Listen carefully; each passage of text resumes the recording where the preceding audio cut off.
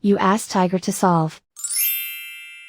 This deals with linear equations with one unknown.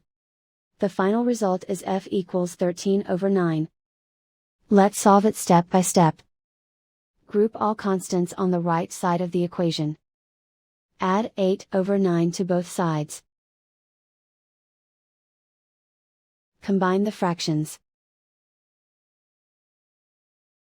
Combine the numerators. Reduce the zero numerator. Simplify the arithmetic. Combine the fractions.